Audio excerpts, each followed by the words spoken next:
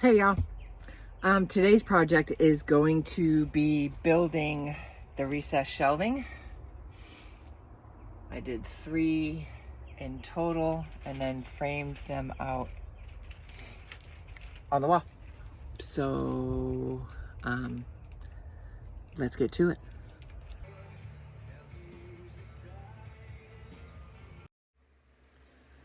Okay, so I am just cutting out the 1x2s for the frame of the recessed shelving.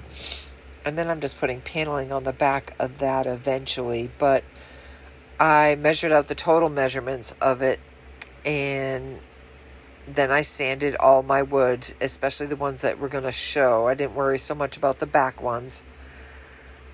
This is my Kreg jig. So it has different settings of 1/2 inch, 3/4, and 1 inch. And just make sure that it was at a 1/2 inch, and there's the other part of it that you push down, and they have the same measurements. Make sure your drill bit matches the Kreg jig and that they're on the same thing, because that is where your wood will connect, and that you're holding that down on the boards so that you drill the hole for the pocket screw. So that is done on each of the boards. And I got the starter kit, so it came with all the different screws that you stick in the pocket. I'm using 1.25 inch for this, and it comes with like an attached washer on it. Okay, you can see on the lip. Great screws, work great. I really enjoyed buying the starter kit from Amazon, and I will try to link that below, so that in case that you want to get that. It was very handy.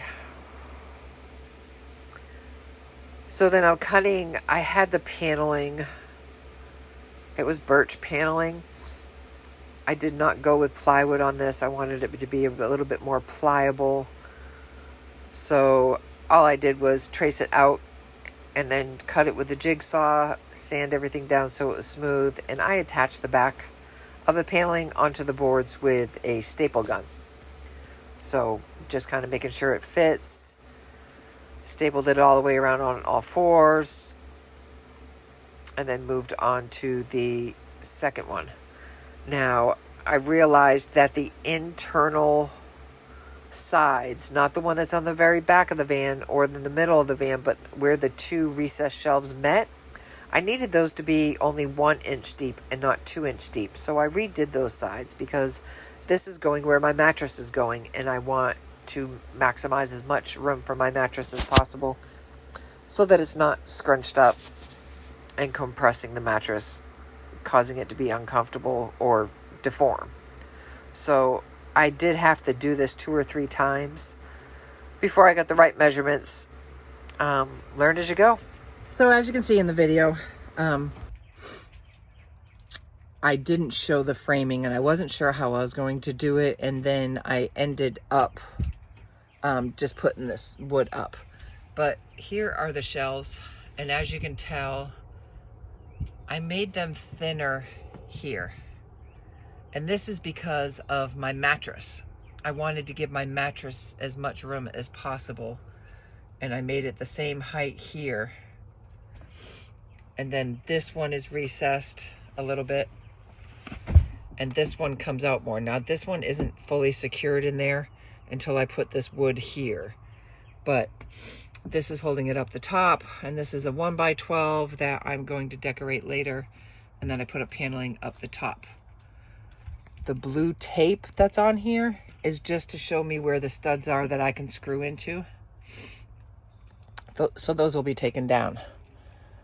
So I realized after I did this paneling right here so well that I need to redo this fiasco over here now that I have more experience. So don't think that when you do something and it doesn't look good that you can't come back to it later and do it. I have a couple screws holding that panel up, and staples into the walls. So I'm just gonna pull it down and do it better, because I know I can now. I have more experience. That was the first wall I did. I piecemealed it. It was going to be behind the cabinets. Nobody's going to see it. But my OCD is not going to let me let it stay there. So I'm going to pull that down and redo that. And I might pull the ceiling down and redo it now that I have a little bit more experience, just to make it a more straight edge professional look. I am not a professional. I have no carpentry skills before this. YouTube University is a great thing. I did do wood filler in this crack, and it looks horrible. It's not even the right color. So if you guys have recommendations, I'm going to sand that off to the best of my ability, because I'm leaving the wood look on the walls for the surprise that I will reveal way later. But I can't have it look like that. So I've got to sand it off as well as possible and fill the crack with something. So any recommendations would be greatly appreciated. And we'll see you next week. Don't forget to like, subscribe, stay tuned, hit all kinds of buttons on there. I'd appreciate it. Thank you.